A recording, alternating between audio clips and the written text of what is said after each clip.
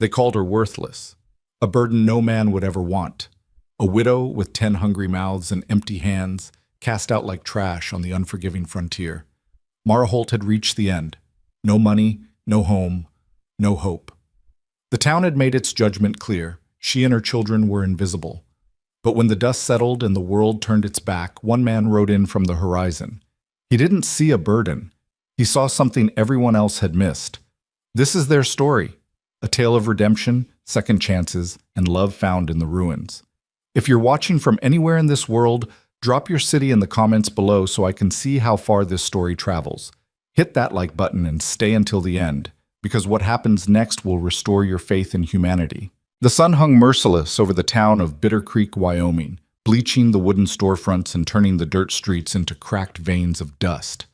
It was the kind of heat that made breathing feel like punishment, that turned skin raw and throats dry before noon. And standing at the edge of that forsaken place, where civilization met the wild nothing beyond, was Mara Holt. She didn't look like much anymore. Once, she had been the wife of Samuel Holt, a cattle rancher with decent prospects and a good name. Once, she had worn clean dresses and walked through town with her head high, children trailing behind her like ducklings in a neat row. Once she had belonged. Now she was a ghost. The infant in her arms, little Thomas, barely 4 months old, squirmed against her chest, his tiny face red from the heat. Behind her, 9 other children clustered in various states of exhaustion and fear. The oldest, Daniel, was 14, his jaw set in that stubborn way that reminded Mara so much of Samuel it hurt. The youngest who could walk, 3-year-old Lily, clung to her sister Ruth's hand, her thumb lodged firmly in her mouth, eyes wide and uncomprehending. They had been standing there for 2 hours. 2 hours of watching doors close. 2 hours of seeing curtains twitch and then go still. 2 hours of being invisible. "Mama," Daniel said quietly, his voice cracking in that way voices do when boyhood is losing its battle with manhood. "We should go." "Go where?" Mara wanted to ask. But she didn't, because Daniel knew as well as she did that there was nowhere left. The wagon that had carried them this far, borrowed from a neighbor who had made it clear it needed to be returned by sundown, sat empty behind them, their few remaining possessions already unloaded because they had no place to put them.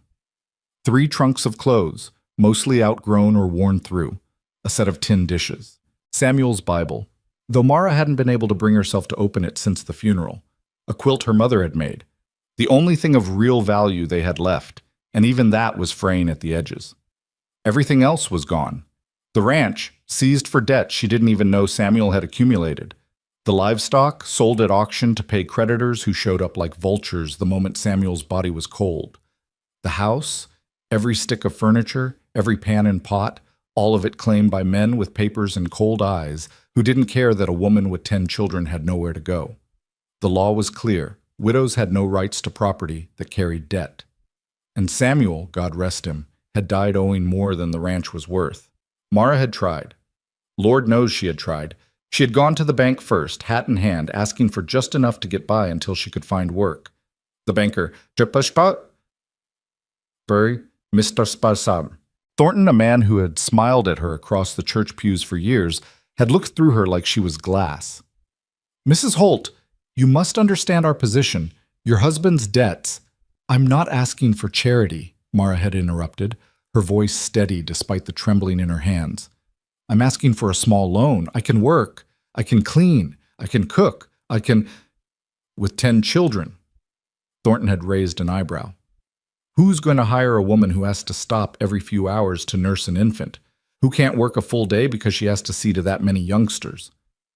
"I'm sorry, Mrs. Holt, but the bank can't take that risk." She had tried the church next. Reverend Michaels had been more polite, his rejection wrapped in scripture and sympathetic nods. But the answer was the same. The congregation would pray for her, certainly. They might even be able to spare a few dollars for food. But take in a widow with 10 children, house them, feed them long term? That's beyond our capacity, I'm afraid. She had gone door to door after that, to families she had known for years, to women who had borrowed her preserves and admired her needlework, to men who had tipped their hats to Samuel and called him friend. Every door had closed. Some did it quickly, with barely a word. Others took longer, offered excuses dressed up as reasons. We just don't have the room. Times are hard for everyone. Perhaps if you had family back east, but the meaning was always the same. You and your children are not our problem. The worst had been Martha Green, a woman Mara had considered a friend. They had canned tomatoes together just last summer, their children playing in the yard while they worked. But when Mara had knocked on her door yesterday, Martha had opened it only a crack, her face tight with something between pity and disgust.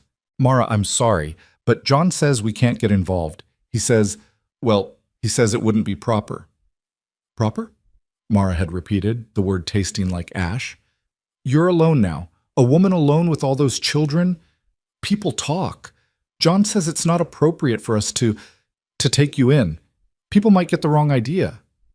The door had closed before Mara could respond.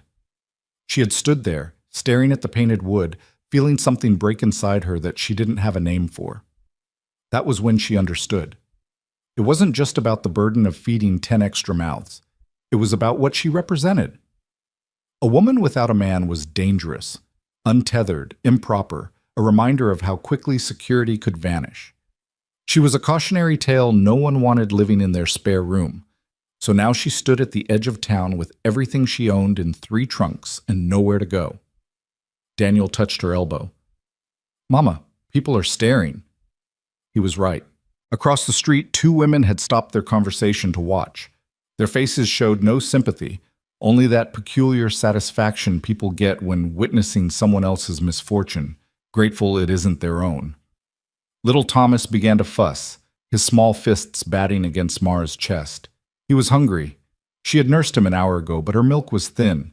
Had been thin for weeks because she barely ate anymore, giving most of her portions to the older children. Shh, baby, she murmured, swaying slightly. Shh, it's all right. But it wasn't all right. Nothing was all right.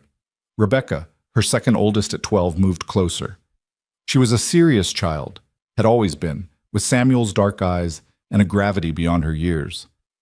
Mama, what are we going to do? Mara looked down at her daughter's face, at the trust there despite everything, and felt her throat tighten. What were they going to do? The afternoon stage would leave in an hour. She had just enough money for tickets partway east, maybe as far as Cheyenne. But then what? She had no family left, no one to take them in. And winter was coming. She could feel it in the sharpness of the morning air, see it in how early the sun was setting now.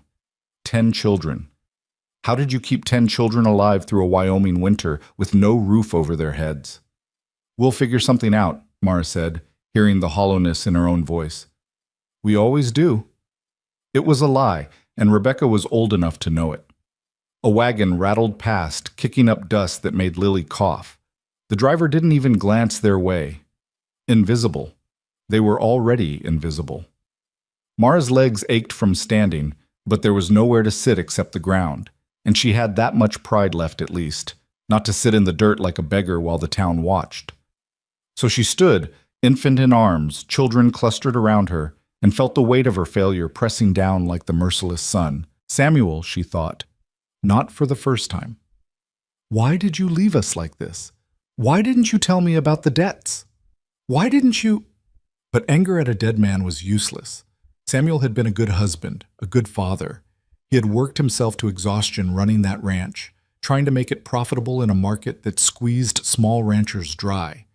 He hadn't meant to die, hadn't meant to leave her alone with 10 children and debts that swallowed everything. The fever had taken him in 3 days. One morning he was coughing over breakfast, insisting it was nothing.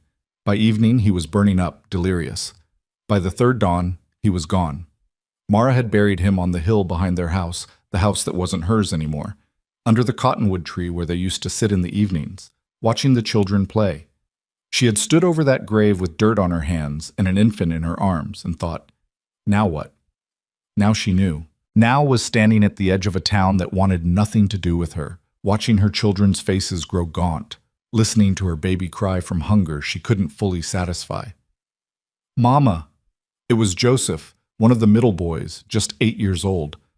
I'm thirsty. They all were. She could see it in their dry lips, hear it in the way the younger ones' voices had gone raspy. The canteen was empty, had been since this morning. There was a public pump 2 streets over, but Mara had already felt the weight of the town's judgment, walking through those streets again, trailing her children like a parade of failure. But they needed water. "All right," she said, trying to sound decisive, like she was still in control. "Let's get water, and then we'll decide what to do next." They walked through town in a ragged line, Mara at the front with Thomas, the other children following in order of age like they'd been taught. People stopped to stare. Conversations died as they passed. Mara kept her eyes forward, her back straight despite how badly she wanted to collapse. The pump was in the small square where the weekly market was held. Now, mid-afternoon on a Tuesday, it was mostly empty except for a few old-timers sitting outside the general store, whittling and spitting tobacco. They watched Mara and her children approach with the casual interest of men who had nothing better to do. Daniel worked the pump while Rebecca held the canteen. The younger children waited their turn, patient in that way children learn when resources are scarce. Mara stood to the side, jostling Thomas gently, trying to keep him from fussing. "That the Holt widow?" one of the old men said, not bothering to lower his voice. "Yep. Heard she got turned out. Debts, you know. 10 kids, I heard. Can you imagine? 10! No man's gonna want that. That's for damn sure." Mara's face burned, but she didn't react. Just watched Rebecca carefully portion out the water, making sure the little ones didn't drink too fast and make themselves sick. Heard she tried everywhere. Bank, church, everywhere. Nobody would take her in. Can't blame them. That many mouths to feed in this economy? Hell, most folks are barely keeping their own fed. Still, 10 kids. What's she gonna do? Probably end up having to split them up. Orphanage, maybe. Or indenture some of the older ones out. Mara's hands tightened on Thomas. Split them up. The thought made her physically ill. But she'd heard the same suggestion from Reverend Michaels, phrased more delicately. Perhaps if some of the older children could be placed with families who need help, it would lighten your burden. Never. She would die before she let them be separated. "Mama?" Daniel had finished filling the canteen. "We're done." Mara nodded, preparing to gather the children and leave, when she heard it, the sound of hoofbeats, slow and steady, coming from the direction of open range. Everyone turned to look. A single rider was approaching town, leading a pack horse. Even from a distance, there was something different about him. He sat his horse like a man who'd been born in the saddle, easy and natural, no wasted movement. As he got closer, Mara could see he was tall, broad-shouldered, wearing a dusty coat and a wide-brimmed hat pulled low against the sun.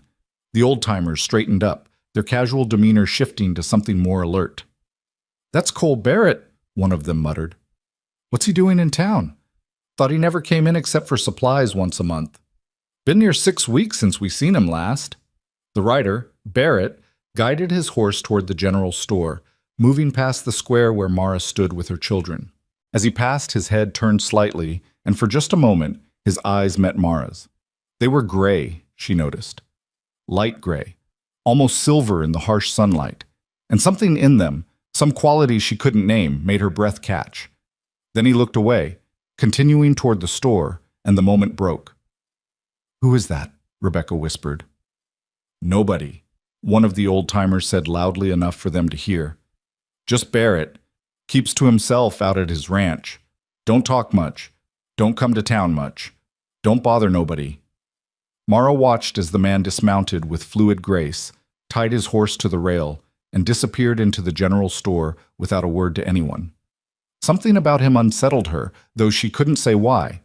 Maybe it was just that he was the first person all day who had looked at her, really looked, without judgment or pity in his eyes. Just looked. Seen. "Come on," Mara said, pulling her attention away. "Let's go." They walked back toward their trunks, back toward the decision that still waited. The stage would leave soon. She needed to choose. East with no destination, or what? There was no or. By the time they reached their meager pile of belongings, Mara's arms were shaking from holding Thomas, and her head felt light with hunger and heat. She sank down onto one of the trunks, finally allowing herself to sit, and closed her eyes for just a moment. "Mrs. Holt?" Her eyes flew open. Standing in front of her, blocking the sun, was the man, Barrett. Up close, she could see he was younger than she'd first thought, maybe early 30s, with weathered skin and a strong jaw dark with several days' stubble. His coat was worn but well maintained, his boots scuffed but solid, and he was holding a wrapped package. Mara started, confused. Yes? Heard you might need this. He extended the package. Some bread, cheese, few other things. Mara stared at the package, then at him. I don't have money to pay you. Didn't ask for money. Behind her, she could feel her children tensing, hope and suspicion warring on their faces. Nobody gave something for nothing. There was always a price. Why? The word came out sharper than she intended. Barrett's expression didn't change. Because you got hungry kids, and I got food. Seems pretty simple. He set the package on the trunk beside her when she didn't take it, then stepped back. For a long moment, nobody moved. Mara looked at the package, at this stranger, at her children's hollow eyes. Pride wanted her to refuse. Pride wanted to tell him to keep his charity, that the Holts could take care of themselves. But pride didn't fill empty bellies. Thank you, she whispered. Barrett nodded once, a slight dip of his head, and turned to leave. Wait, Mara found herself saying. Why are you helping us? You don't even know us. He paused, looking back over his shoulder. Don't have to know someone to see they need help. Everyone else in this town knows us, Mara said, surprising herself with the bitterness in her voice. Didn't seem to matter. Something flickered in those gray eyes, not quite anger, but something harder. I'm not everyone else. Then he was walking away, back toward his horse and the general store, leaving Mara staring after him. Daniel moved first, reaching for the package with trembling hands. Inside was more food than they'd seen in days. A loaf of fresh bread, a wedge of yellow cheese, dried apples, beef jerky, even a small jar of honey. The children crowded around, their eyes wide with hunger and disbelief. Can we, Mama? Joseph asked, his hand hovering over the bread. Mara looked at the food, then toward the store where Barrett had disappeared, then back at her children's desperate faces. Yes, she said softly, but slowly. Small bites. Don't make yourselves sick. She watched the meat, rationing the portions carefully, making Daniel and Rebecca take their share even though she knew they wanted to give it all to the younger ones. And while they ate, she nursed Thomas, feeling her milk come a little easier with food finally in her own stomach. The sun was sinking lower now, painting the sky in shades of orange and pink. The afternoon stage had come and gone without them. Mara had let it leave, unable to force herself to make that final decision, to buy those tickets to nowhere. Now sitting on her trunk with her children around her and a stranger's kindness in their bellies, she felt something shift. Not hope, exactly. Hope seemed too big, too fragile. But maybe just the smallest opening of possibility. Tomorrow, she would have to figure out what to do. Tomorrow, she would have to face the impossible question of how to keep her children alive. But tonight, for the first time since Samuel died, they had full stomachs. It wasn't much, but it was something. Across the street, Barrett emerged from the general store with his supplies, loaded them onto his pack horse with efficient movements, and mounted up. For just a second, his eyes found Mara's again across the distance. She lifted her hand slightly, a gesture of gratitude she couldn't quite articulate. He touched the brim of his hat in response, a gesture so small it might have been imagination, and then rode out of town the way he'd come, toward the open range and whatever solitary life he lived out there.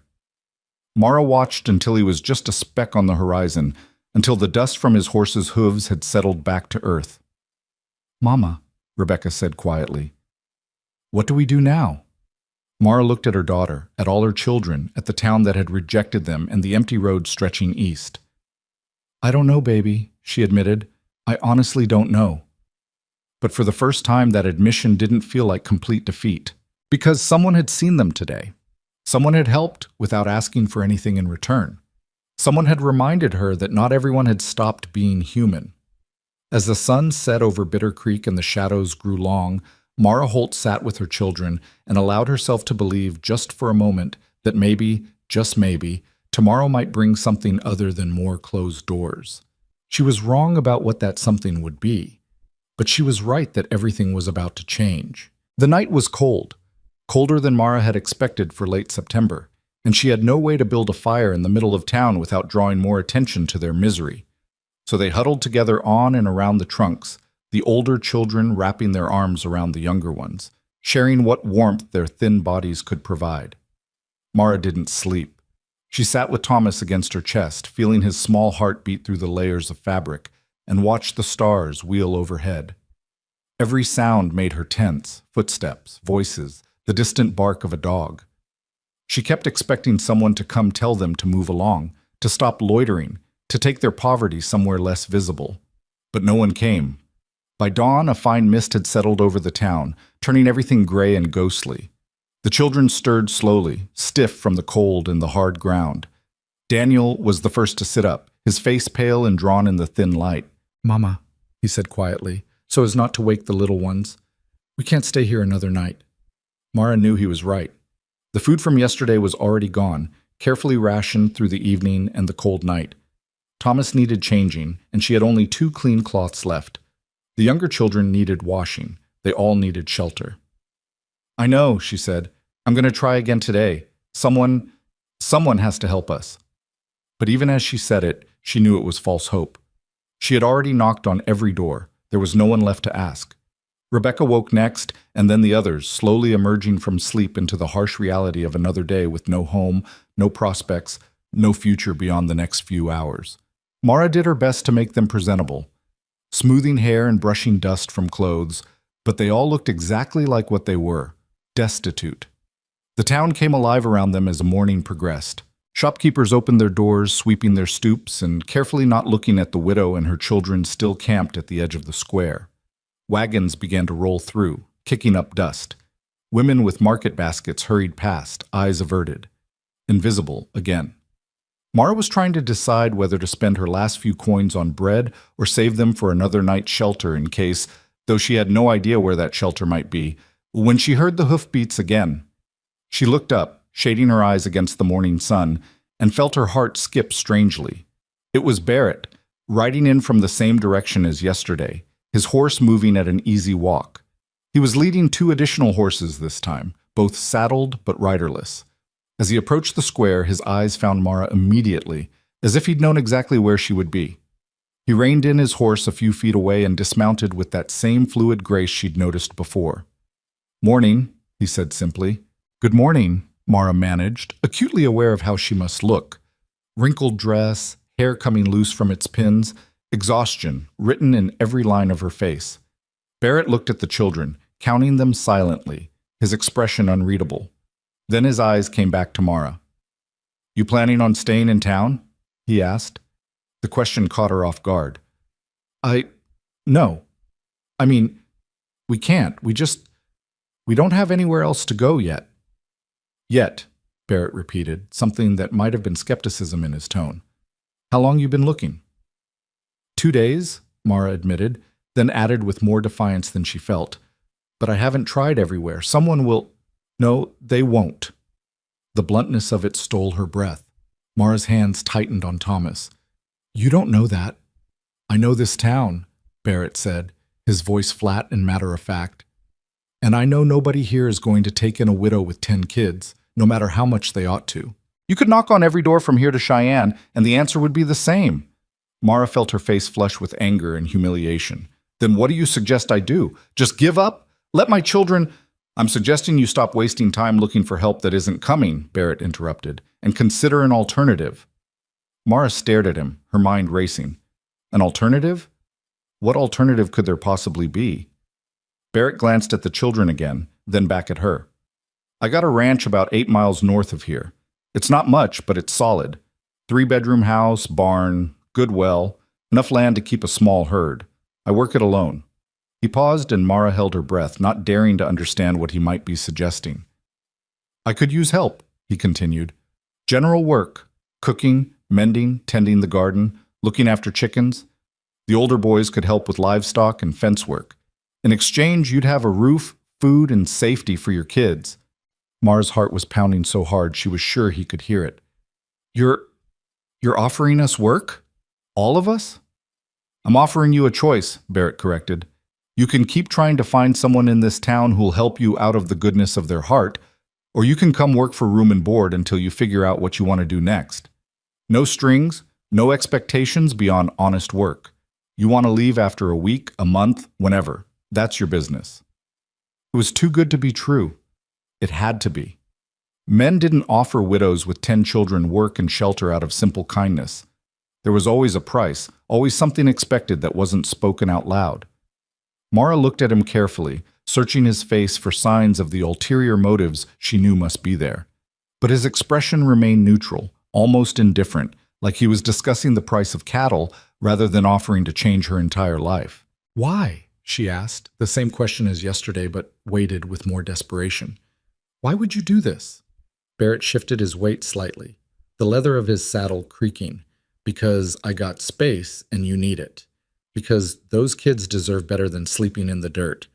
Because—" He paused, seemed to consider his words.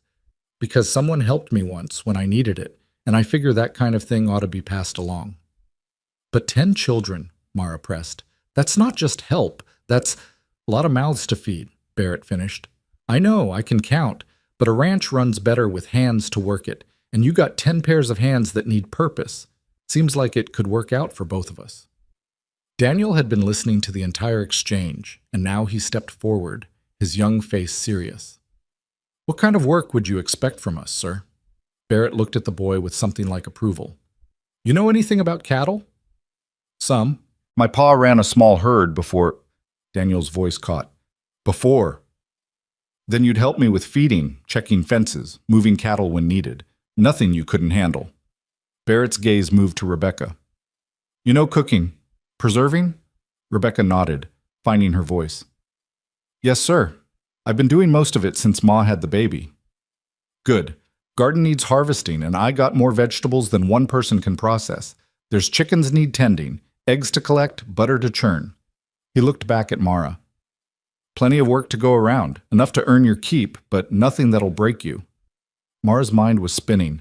It sounded too perfect, too convenient, and yet, looking at this man's weathered face, his steady gray eyes, she couldn't detect any deception.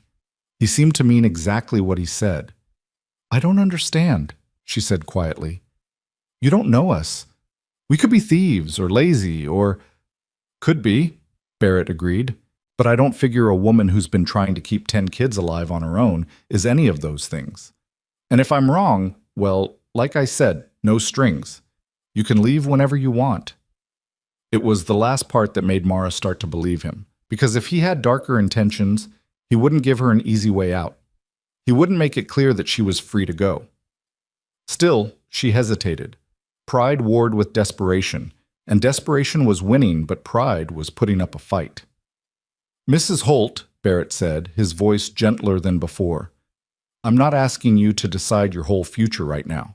I'm just asking if you want a roof over your kids' heads tonight instead of another night in the cold. Everything else can sort itself out later." The baby made a small sound against Mara's chest, and she looked down at Thomas's tiny face, then up at her other children. They were all watching her with a mixture of hope and fear, waiting for her to make the decision that would determine whether they ate today, whether they slept warm tonight. She thought about Samuel, about what he would want her to do, and she knew, bone deep, that he would want his children safe and fed, regardless of pride or propriety. "All right," Mara said, the word coming out barely above a whisper, then stronger. "All right, we'll come. But I work for what we receive. This isn't charity." "Wouldn't offer it if it was," Barrett said. He gestured to the extra horses. "These are for the young ones who can't walk the whole way. We'll load your things on the pack horse." The next 20 minutes passed in a blur. Barrett proved surprisingly efficient at organizing, directing Daniel and Rebecca in loading the trunks while settling the younger children on the horses. He lifted little Lily up with such careful ease that Mara felt something in her chest tighten. When was the last time someone had helped with the children? When was the last time she hadn't had to do everything alone? The town watched them prepare to leave with the same cold curiosity they'd shown before. The old-timers were back on their bench, whittling and observing. "Barrett's taking in the Holt widow," one of them said, loud enough to carry. "Now that's something. Fool thing to do, you ask me. 10 kids? That's asking for trouble." Maybe he's got plans for her. Widow that desperate might agree to all kinds of arrangements. Mara's face burned, but before she could respond, Barrett turned to face the men. He didn't raise his voice, didn't change his expression, but something in his posture made the old-timer shrink back slightly. "You gentlemen got something you want to say to me directly?" he asked, his tone pleasant, but with an edge underneath that suggested they really didn't want to test him. The men exchanged glances, suddenly very interested in their whittling. "Didn't think so," Barrett said quietly. He turned back to Mara. "Ready?" She nodded, settling Thomas more securely in his sling, and they began the journey out of town. Mara walked beside Barrett's horse, Daniel on her other side, with Rebecca and the younger children following on the borrowed horses. It was a strange procession, and Mara felt every eye in Bitter Creek watching them leave. Let them watch, she thought with sudden fierceness. Let them watch, and know that someone in this world still had decency. They had barely cleared the last buildings when Joseph called out from his horse. "Mister, what's your name? I mean, your first name." Barrett glanced back. "Cole." "That's a good name," Joseph said with the easy certainty of an 8-year-old. "I'm Joseph. That's Ruth and Mary and Lily up here with me. And that's Samuel Jr., but we call him Sam. And that's Catherine, but we call her Kathy. And the baby's Thomas. And Joseph," Mara interrupted gently, "I'm sure Mr. Barrett doesn't need everyone's life story right now." "Cole," Barrett corrected, looking at her. "And it's fine. Good to know who everyone is." So Joseph continued his narration, pointing out each sibling and sharing completely unnecessary details like how Mary was afraid of spiders and Sam could whistle through his teeth and Kathy once found a bird's egg and kept it warm until it hatched. Cole listened without interrupting, occasionally asking a question that made Joseph puff up with importance at being taken seriously. The road north was well-worn but empty this time of morning. On either side, the prairie stretched out in shades of gold and amber, broken occasionally by rock formations or stands of cottonwood marking where water ran underground. The sky was so blue it hurt to look at, and the air smelled like sage and dust and the last warmth of summer before autumn truly settled in. Mara found herself relaxing slightly as they walked, the rhythm of the journey soothing in its simplicity. 1 foot in front of the other, 1 mile behind them, 1 mile closer to something that might be shelter. "How long have you had the ranch?" she asked Cole, partly because the silence felt strange, and partly because she genuinely wanted to know. "About 5 years. Bought it from a man who was heading back east. It was pretty run down then, still is in some ways, but it's home." "And you've been working it alone all this time?" "Mostly. I hire help during roundup sometimes, but day to day, yeah, it's just me." Mara couldn't imagine it. She had grown up on a farm, married into a ranch, and both places had been full of people, parents, siblings, hired hands, neighbors helping neighbors. The idea of being that alone, that isolated, seemed unbearable. "Don't you get lonely?" The question was out before she could stop it. Too personal, too familiar. But Cole didn't seem offended. He just shrugged. "Sometimes. But there's worse things than lonely." Something in his tone suggested he spoke from experience, and Mara didn't press further. They walked in companionable quiet for a while, broken only by Joseph's ongoing commentary and the occasional question from one of the other children. Mara noticed that Cole answered each question patiently, never brushing them off or telling them to be quiet, even when their curiosity must have been wearing. After about an hour, they stopped to rest and water the horses at a small creek that cut across the trail. Cole helped the children down and showed them where to drink, cautioning them to let the water settle first. Mara nursed Thomas in the shade of a cottonwood while Rebecca distributed the last of yesterday's bread. Cole pulled some jerky from his saddlebag and offered it around. The children ate hungrily, and Mara felt another surge of gratitude mixed with shame. They were so hungry, always so hungry, and she had been powerless to fix it. "How much farther?" Daniel asked, trying to sound casual, but Mara could hear the exhaustion in his voice. "Another hour, maybe less," Cole said. "There's a rise about 2 miles up. Once we crest that, you'll be able to see the ranch." "Is it nice?" Lily asked, her thumb creeping toward her mouth. Cole considered the question seriously. "It's solid. The house needs paint, and the barn could use some repairs, but everything works. There's a creek that runs through the property, and a good stand of trees where the deer like to come down in the evening. Gardens mostly played out for the year, but there's still squash and late tomatoes. Chickens are productive. Got about 30 head of cattle, give or take. Do you have a dog? Sam asked hopefully. No dog. Had one once, but Cole's expression flickered with something that might have been grief. He passed a couple years back. Haven't gotten another. We had a dog named Buck, Sam said sadly. But when Pa died and the men came to take everything, they took Buck too. Said he was valuable. The bitterness in her son's young voice made Mara's heart ache. These children had lost so much, and they were still losing innocence, security, the simple joy of childhood. Cole's jaw tightened slightly. That's rough, son. I'm sorry. They finished their rest and continued on, the sun climbing higher and the heat building despite the approaching autumn. Mara's feet hurt in her worn boots, and her arms ached from carrying Thomas, but she didn't complain. This was temporary discomfort leading toward shelter. She could endure it. True to Cole's word, they crested a long rise about an hour later, and the ranch came into view below them. It wasn't impressive by any standard. Mara had seen bigger, better-kept properties, but after days of having nothing, it looked like paradise. The house was a simple two-story structure, weathered gray wood that might have been white once, with a covered porch running across the front. The barn was larger than the house, solid-looking despite its age, with a corral attached where a few horses grazed.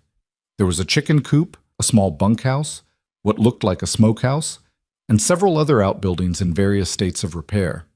But what caught Mara's attention was the trees. A beautiful stand of cottonwoods grew along what must be the creek Cole had mentioned, their leaves already starting to turn gold. There was shade, real shade, and the promise of water. "Oh," Rebecca breathed beside her. "Mama, look." "I see it, baby," Mara said, her voice thick with emotion she didn't want to show. They descended the rise and approached the ranch proper. As they got closer, Mara could see the details Cole had mentioned, the peeling paint, the fence rails that needed replacing, the weeds growing up around the porch. But she could also see that everything was fundamentally sound. This was a working ranch, worn from use but not from neglect. Cole led them straight to the house, dismounting and helping the children down with the same patient efficiency he'd shown all morning. Mara stood in the yard with Thomas, suddenly uncertain. This was real. This was happening. She was about to enter a stranger's home with her 10 children, trusting that his word was good, that his intentions were honorable, that this wasn't all some terrible mistake. Cole opened the front door and gestured for them to enter. "It's not fancy, but it's clean." Mara stepped inside and immediately felt tears prick her eyes. The interior was dim after the bright sunlight, but as her eyes adjusted, she could see a large main room with a stone fireplace, a rough-hewn table with mismatched chairs, a worn sofa, and shelves lined with books. To the left was a kitchen area with a cast-iron stove and a dry sink. Stairs along the right wall led up to what must be the bedrooms. It smelled like wood smoke and coffee and something else, something that reminded Mara of the ranch she'd lost, of home.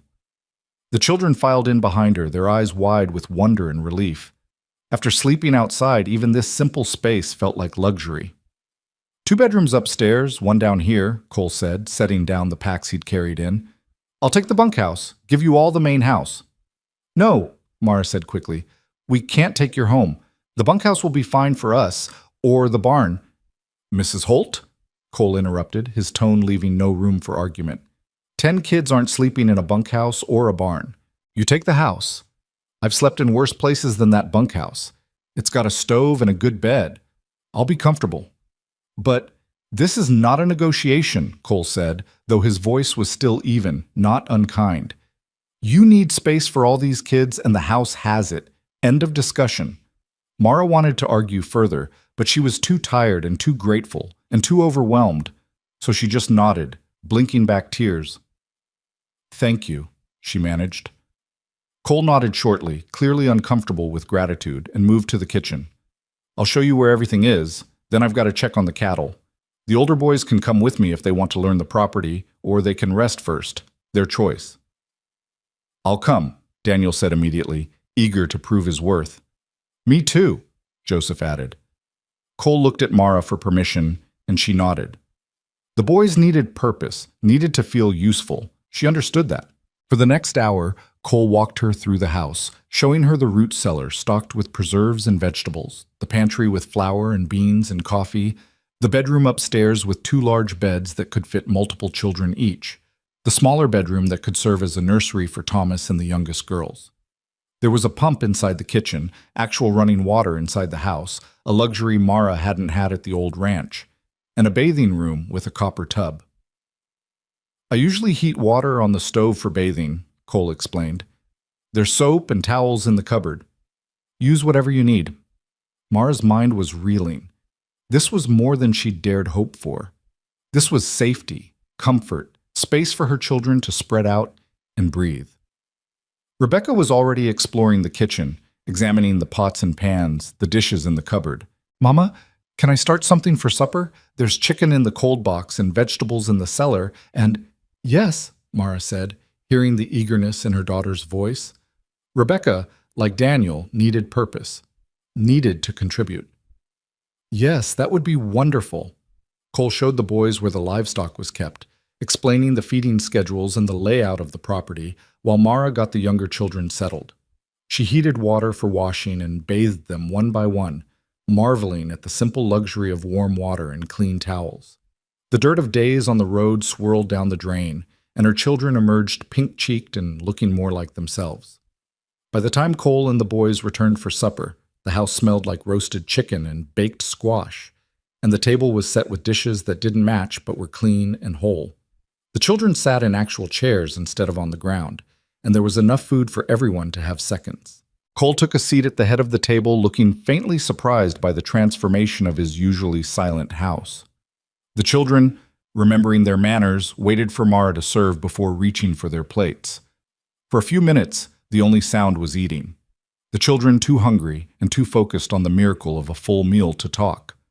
But gradually, as their bellies filled, they began to relax. Sam started telling Cole about the creek they'd spotted behind the house, asking if there were fish in it. Lily shyly asked if Cole had ever seen a bear.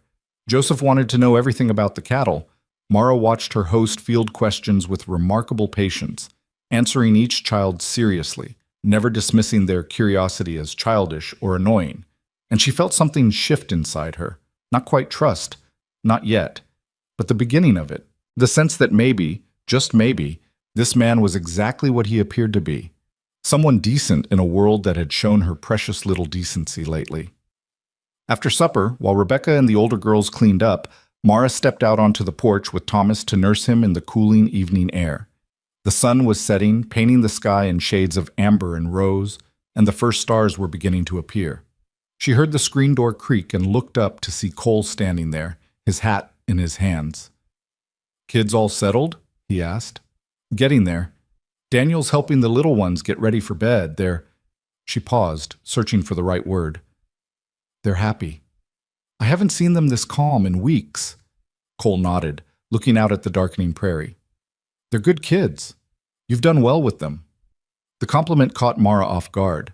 She was so used to being seen as a failure, the widow who couldn't provide, the mother who had let her children come to this, that praise felt foreign. "I don't know about that," she said quietly. "If I'd done well, they wouldn't have been sleeping in the street. That wasn't your fault, wasn't it?" Mara's voice cracked slightly. "Samuel's debts, the ranch. Maybe if I'd paid more attention, if I'd known what was happening—" "Stop," Cole said, his voice firm but not harsh. "I don't know what happened with your husband, but I know this. The law that takes everything from a widow with kids and leaves her with nothing isn't her fault. The neighbors who close their doors instead of helping aren't her fault. The town that turns its back isn't her fault. You've been surviving impossible circumstances. That's not failure. That's strength." Mara felt tears spill over, hot against her cold cheeks. She hadn't cried since the funeral, hadn't let herself because once she started, she was afraid she'd never stop. But now, in the safety of this porch, with this stranger who saw her struggles and didn't judge her for them, the dam broke. She cried silently, not wanting to wake Thomas or alert the children inside, and Cole simply stood there, not trying to comfort her with empty words or awkward touches, just giving her the space to fall apart. When she finally got control of herself, wiping her face with the corner of Thomas's blanket, She felt hollowed out, but also lighter somehow. "I'm sorry," she whispered. "Don't be." They stood in silence for a while, listening to the night sounds. Crickets, the distant call of an owl, the soft lowing of cattle settling for sleep. "Cole," Mara said finally, "why are you really doing this?" He was quiet for so long she thought he might not answer. Then, "I told you. Someone helped me once. But there must be more to it than that." Another long pause. Then Cole turned to look at her, his face half shadowed in the twilight. "When I was 15, my parents died in a fire. House burned to the ground with them in it. I got out because I was in the barn that night, but everything else was gone. Them, the house, all our belongings. Everything." Mara's breath caught. "I'm so sorry. I had nobody. No family, no money, nowhere to go. And I was too proud to ask for help, too angry at the world to accept it when it was offered. I lived rough for a couple years, doing odd jobs, sleeping wherever I could find shelter. Nearly died one winter from cold and hunger." He paused, his hands tightening on his hat. "Then I met a man named John McKinnon. He ran a ranch down in Colorado, and he needed help with the roundup. I signed on thinking it was just a few weeks' work, but when roundup was over, he asked me to stay. Said he liked my work. So I did. Stayed 3 years, learned everything he could teach me about ranching, about land, about how to build something that lasts." "He sounds like a good man," Mara said softly. "Best man I ever knew. When I turned 20, he helped me buy this place, loaned me the money for the down payment, co-signed at the bank, even came up here and helped me fix the worst of the repairs." Cole's voice roughened slightly. "He died 2 years ago. Heart gave out while he was working cattle. But before he died, he told me I'd paid back the loan 10 times over just by being the kind of man who'd do for others what he did for me." He looked back at Mara, his eyes bright in the gathering dark. "So when I see a woman with 10 kids and nowhere to go, sleeping in the dirt because the whole town turned its back, I remember being 15 and angry and alone. And I remember that someone gave me a chance when I didn't deserve one. Seems like the least I can do is pass that along." Mara didn't know what to say. There were no words big enough to hold what she was feeling. Gratitude, yes, but also something deeper. Recognition, maybe. The understanding that this man knew what it meant to be abandoned by the world, to be left with nothing, to have to rebuild from ashes. "I'll work hard," she said finally, her voice fierce with determination. "I promise you we'll earn our keep. You won't regret this." "I know," Cole said simply. Then he settled his hat back on his head and started down the porch steps. "Get some rest, Mrs. Holt. Morning comes early on a ranch, and tomorrow we've got work to do." He walked off toward the bunkhouse, and Mara watched him go, this unexpected savior who had appeared out of nowhere and given her family a lifeline when they were drowning. Inside, she could hear Rebecca getting the younger children into bed, their voices soft with exhaustion and contentment. Tomorrow there would be work, responsibilities, the need to prove they belonged here. But tonight, they had beds. They had full bellies. They had shelter. They had hope. Mara looked up at the stars, blazing brilliant in the clear Wyoming sky, and for the first time since Samuel died, she felt like maybe, just maybe, they were going to survive this after all. The first week passed in a blur of work and adjustment. Mara woke each morning before dawn to the sound of roosters and the knowledge that there were mouths to feed, tasks to accomplish, a household to run. But unlike the desperate scrambling of the past months, this work had purpose and rhythm. There was enough food in the pantry, enough space for the children to move without tripping over each other, enough of everything that she could breathe without the constant weight of fear crushing her chest. Cole kept his distance, spending most of his days out with the cattle or repairing fences, taking Daniel and sometimes Joseph with him. He ate breakfast before the family woke and took his other meals either out on the range or alone in the bunkhouse. When he did join them at the dinner table, he was polite but quiet, answering the children's endless questions but never offering much about himself.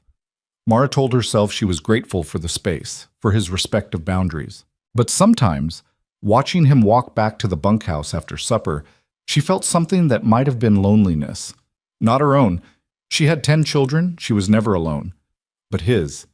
The way he seemed to hold himself apart, as if he'd forgotten how to be part of something larger than himself. By the second week, they had fallen into a routine that felt almost normal. Rebecca managed the kitchen with increasing confidence, creating meals from the abundance of the ranch that made the children's faces glow with health. The older boys worked alongside Cole, learning the rhythms of ranch life, coming home exhausted but satisfied. The younger children had discovered the creek and spent hours playing in the shallows, catching minnows and building elaborate rock dams.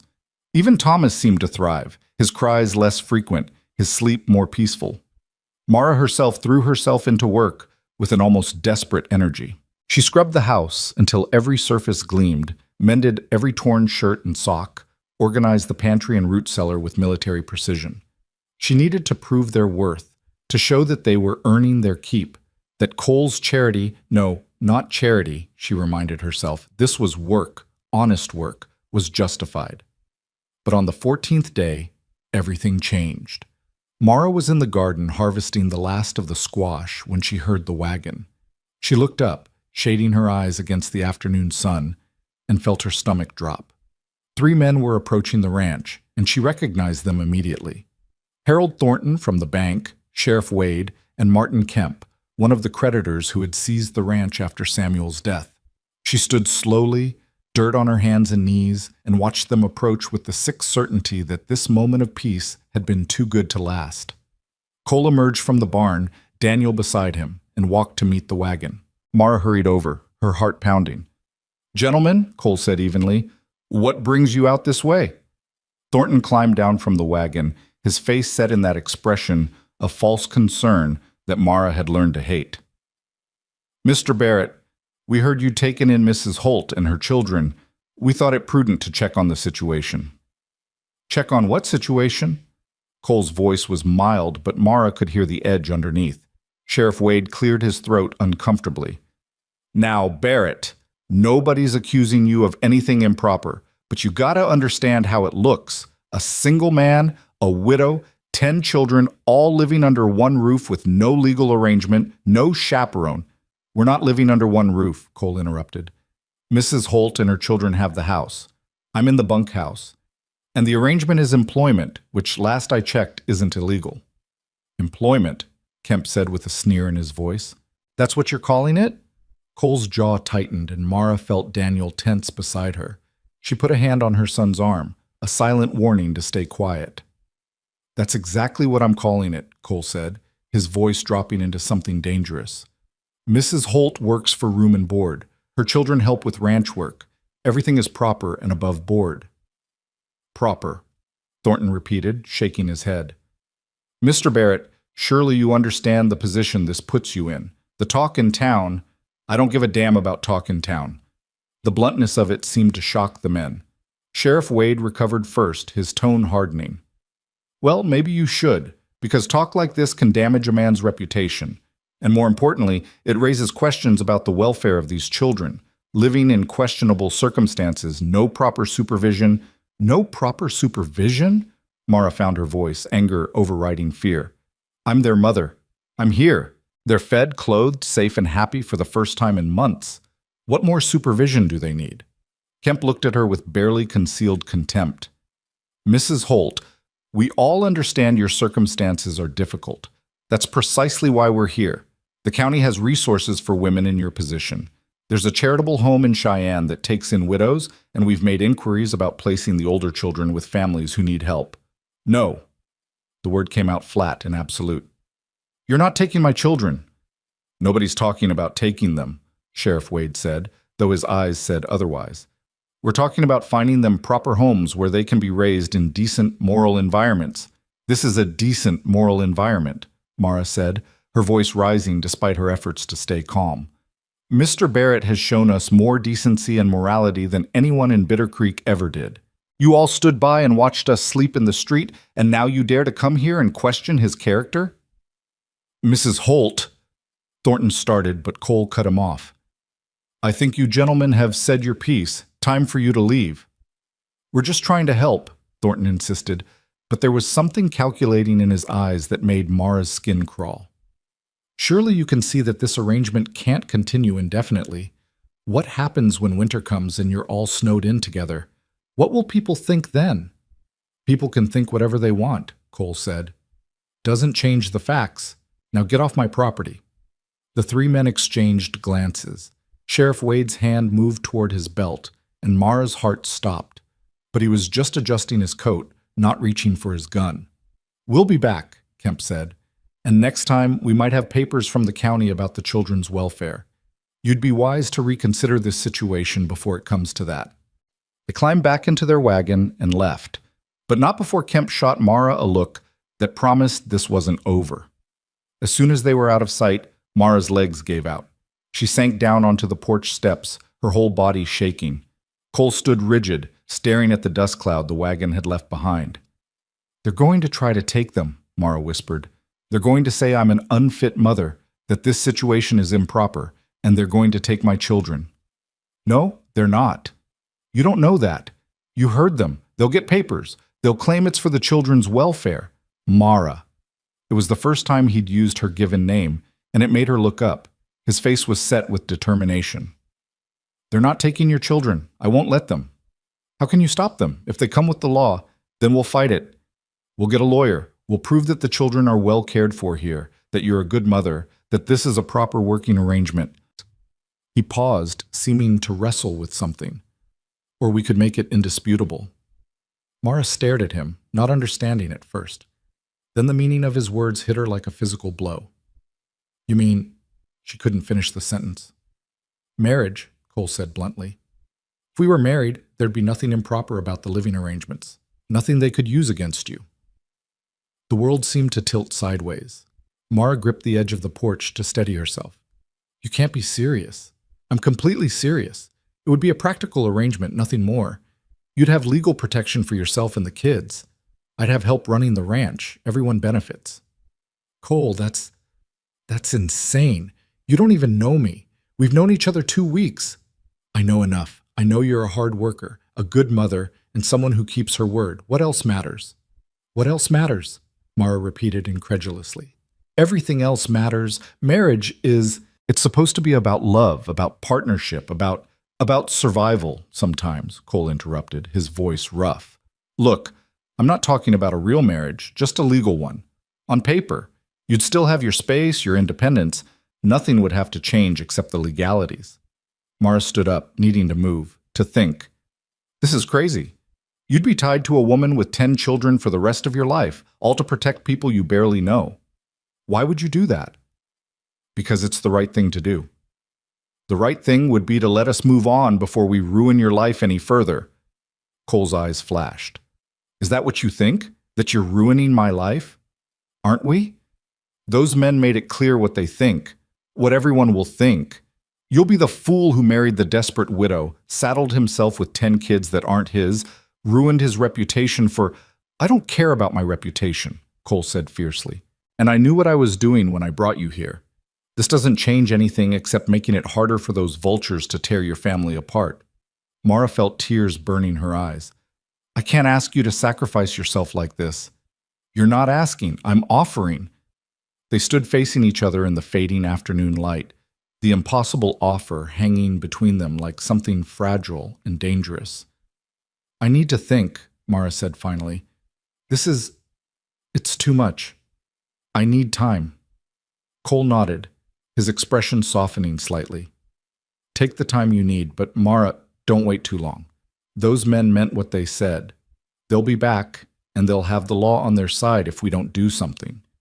He walked away toward the barn, leaving Mara alone with her spinning thoughts. That night, after the children were asleep, Mara stood at the window of her bedroom and stared out at the dark shape of the bunkhouse. A single lamp glowed in the window, and she could see Cole's shadow moving occasionally. He was awake too, probably wrestling with the same impossible situation. She thought about Samuel, about their wedding day when she'd been 19 and so full of hope and certainty. She had loved him, truly loved him, and look where that had led, to widow's weeds and destitution and children who nearly starved. What was love worth when it couldn't feed your family or keep a roof over their heads? But marrying without love, marrying purely for protection and survival, was that any better? Wouldn't it be a betrayal of everything she and Samuel had shared? Yet even as she thought it, She heard Samuel's voice in her memory from one of their last real conversations before the fever took him. "Promise me," he had rasped, his hand hot and dry in hers. "Promise me you'll do whatever it takes to keep the children safe. Don't let pride stand in the way of their survival. Promise me, Mara." She had promised. And now here was a way to keep that promise, and she was hesitating because of what? Pride? The ghost of a love that was already lost? The judgment of a town that had abandoned her? Mara pressed her forehead against the cool glass and let herself cry silently, mourning the life she'd had, the choices she wished she didn't have to make. The woman she'd been before the world had stripped everything away. The next morning, Sheriff Wade returned. This time he brought papers. Mara was kneading bread dough when she heard the horse approach.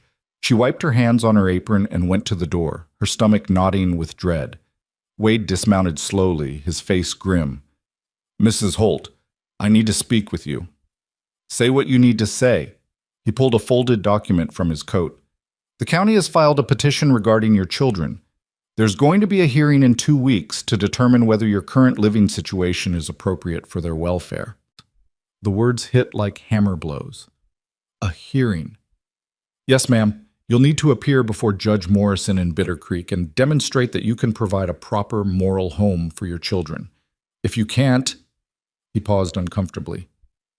"Well, the county is prepared to make alternative arrangements." "Alternative arrangements?" Mara repeated numbly. "You mean take them away?"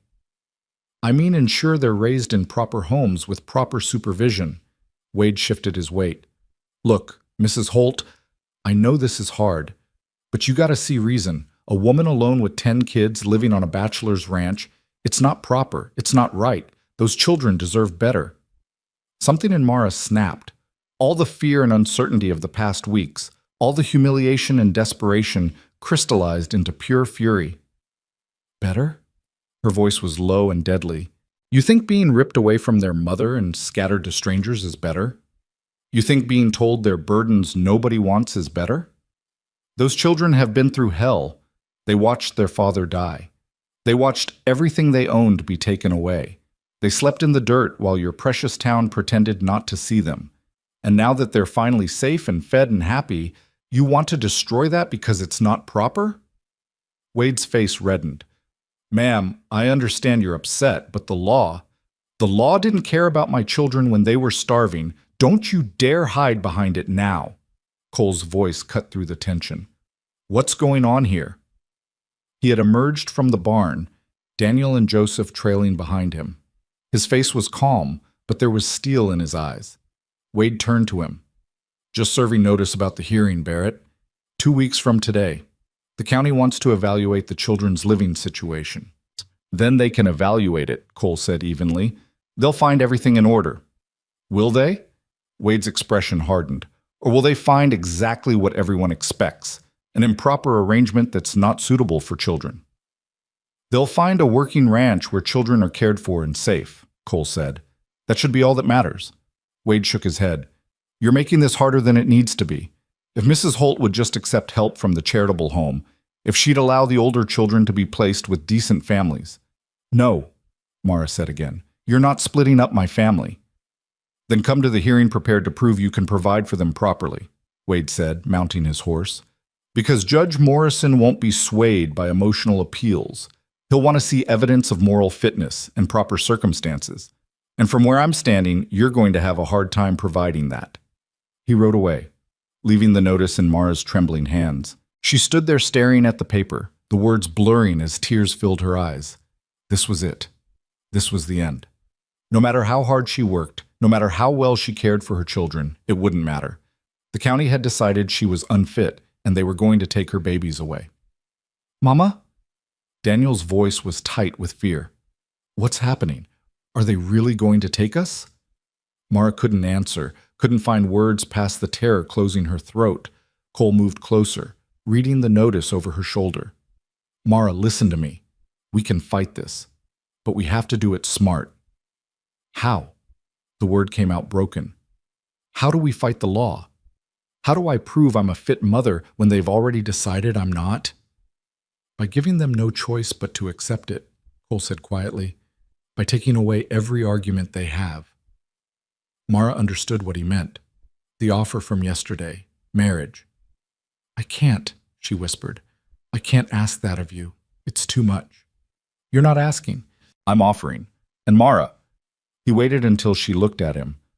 We're running out of time. That hearing is in 2 weeks.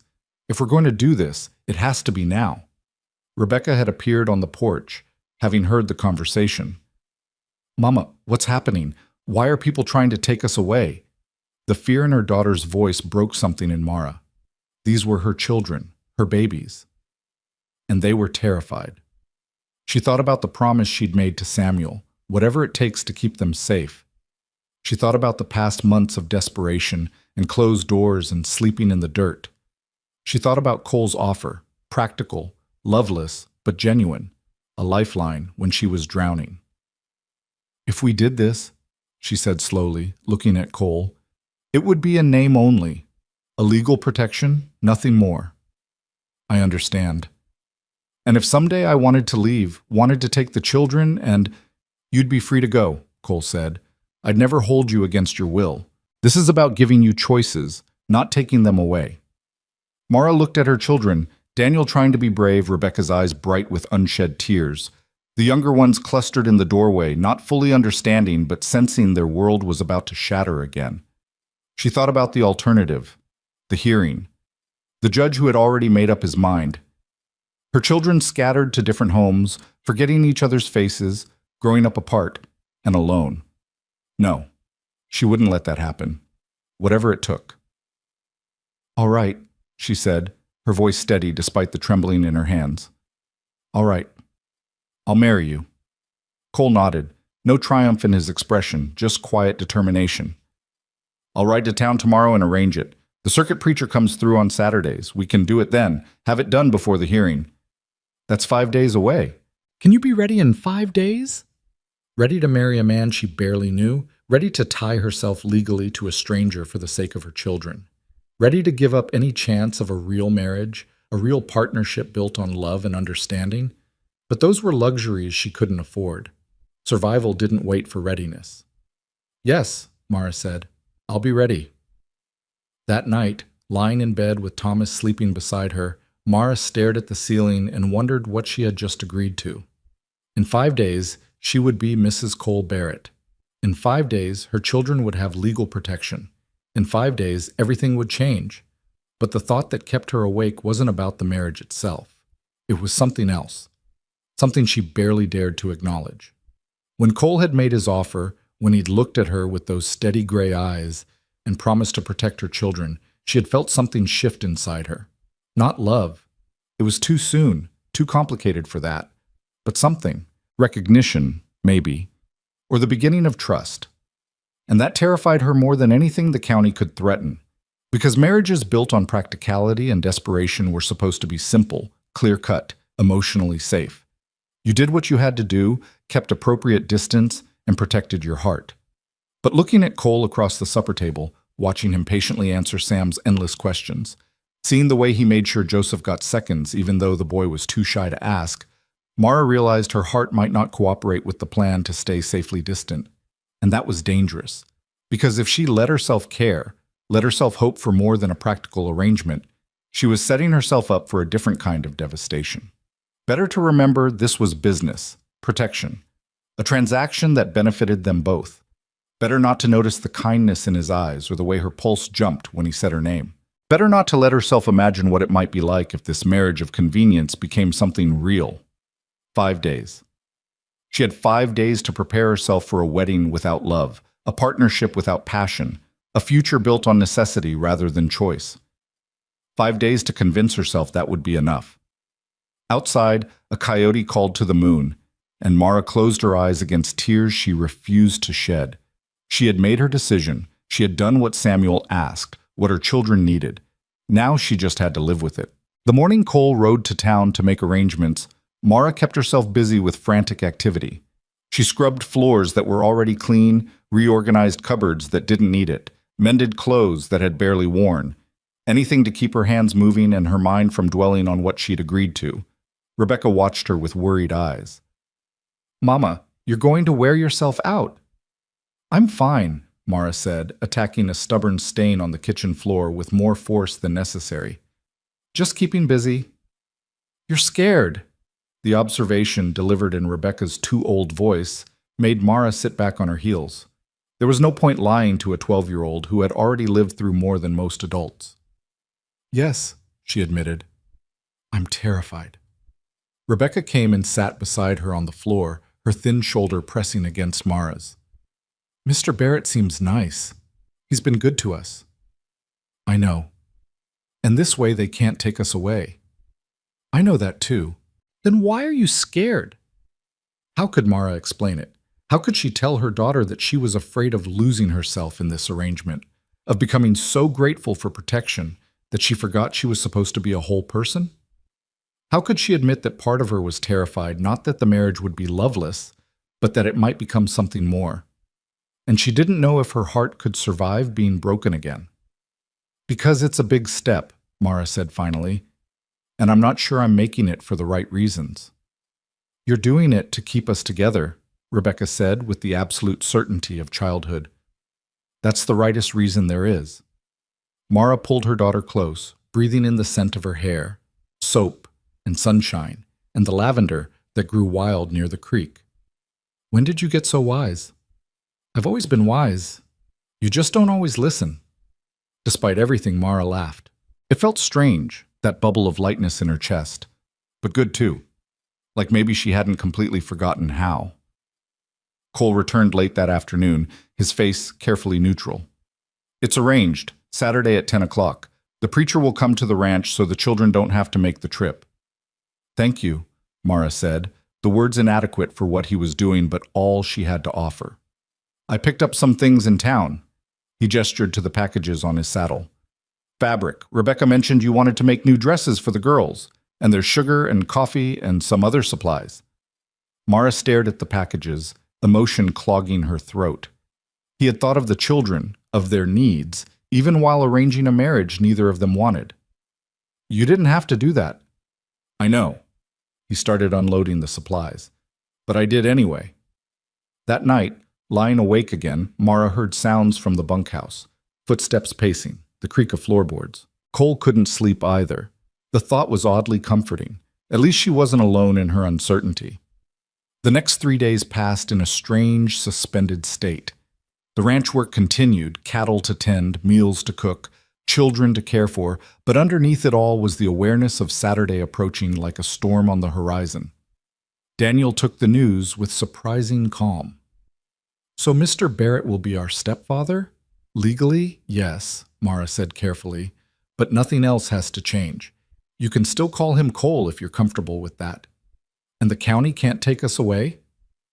That's the idea. Daniel nodded slowly, working through it. Seems practical, Pa would have approved. The matter-of-fact acceptance from her 14-year-old son should have relieved her. Instead, it made her ache. Children shouldn't have to be this pragmatic about adult decisions.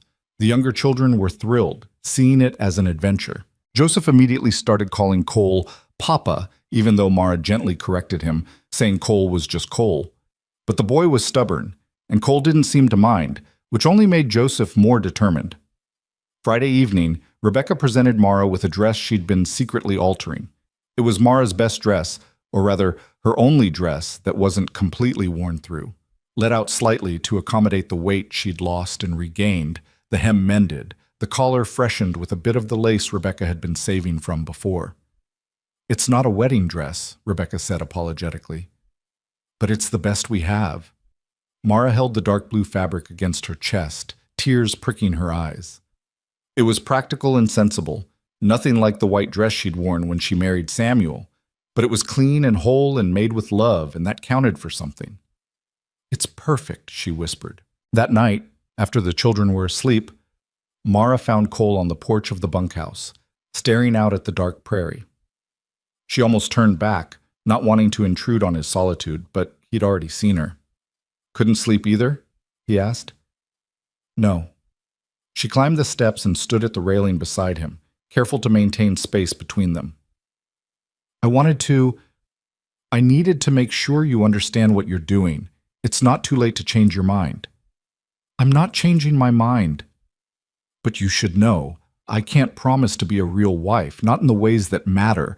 I can cook and clean and help with the ranch, but I don't know if I can ever. She struggled to find the words. I'm not asking you to, Cole said quietly. I told you from the start, this is practical. You need protection for your kids. I need help with the ranch. That's the whole arrangement. But what if someday you want more? Want a real marriage with someone who can give you that? Cole was quiet for a long moment. Then we'll deal with it when it comes. But Mara, I'm 32 years old. I've been alone by choice for most of my adult life. I'm not harboring secret dreams of romance. This works for me as much as it works for you. The words should have been reassuring. Instead, they left Mara feeling oddly hollow, which was ridiculous. She didn't want romance. She wanted safety for her children. This arrangement gave her that. All right, she said. I just needed to be sure we understood each other. We do. He paused, then added, Mara, I know this isn't what you would have chosen. I know you loved your husband and you're still grieving him. I'm not trying to replace him or compete with his memory. I'm just trying to help. That's all this is. I know. And she did know. But knowing didn't stop the complicated tangle of emotions in her chest. Gratitude and guilt, and that dangerous flicker of something else she refused to name. Saturday dawned clear and cold, the first real taste of autumn sharp in the air. Mara dressed carefully, her hands shaking as she buttoned the blue dress. Rebecca helped with her hair, pinning it up in a simple style that made Mara look older, more severe. You look beautiful, Mama, Rebecca whispered. Mara looked at herself in the small mirror and saw a woman she barely recognized, thin, worn, with lines around her eyes that hadn't been there a year ago. This wasn't the bride she'd been at 19. This was someone who had survived and was still surviving, making impossible choices with grace she didn't feel. The preacher arrived promptly at 10, a jovial man in his 60s who seemed oblivious to the tension in the room. Cole stood by the fireplace in his best shirt and clean trousers, his hair slicked back with water, looking uncomfortable but determined. The children gathered around, the younger ones excited, the older ones solemn. Daniel held Thomas, who was miraculously quiet, as if he understood the importance of the moment. Dearly beloved, the preacher began, and Mara felt the world narrow to this moment, this choice, this man standing beside her who was about to become her husband in name if nothing else. The words of the ceremony washed over her like water. She heard herself make responses, heard Cole's deeper voice echoing his own vows. His hand was warm and calloused when he took hers, steady where hers trembled. I now pronounce you man and wife. You may kiss the bride. The words hung in the air, awkward and presumptuous. Mara felt her face flush. They hadn't discussed this part, hadn't planned for the expectation of even this small intimacy. Cole leaned forward and pressed a brief, chaste kiss to her forehead. It was over in a second, but Mara felt the warmth of it long after he stepped back. Congratulations, the preacher said, beaming. May your union be blessed with many years of happiness. Mara signed the marriage certificate with a hand that barely felt like her own. Cole's signature appeared beside hers. Bold, confident strokes that somehow seemed to seal her fate more than the ceremony itself. And just like that, it was done. She was Mrs. Cole Barrett. Her children were legally protected. The county could no longer claim the arrangement was improper. The preacher stayed for a meal that Rebecca and the older girls had prepared, roasted chicken and fresh bread, and the last of the garden vegetables cooked with butter and herbs. It was a feast by their standards, and the preacher ate with enthusiasm, regaling them with stories from his circuit that had the children laughing. Cole was quiet throughout, responding when spoken to but not initiating conversation. Mara caught him looking at her once, his expression unreadable, and quickly looked away. When the preacher finally left, promising to file the marriage certificate in town on Monday, the children scattered to their afternoon chores. Mara stood in the suddenly quiet kitchen, not sure what to do with herself. That went well? Cole said from behind her.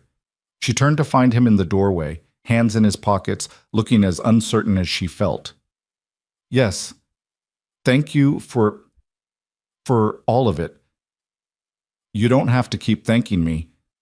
I know, but I do anyway. An awkward silence stretched between them.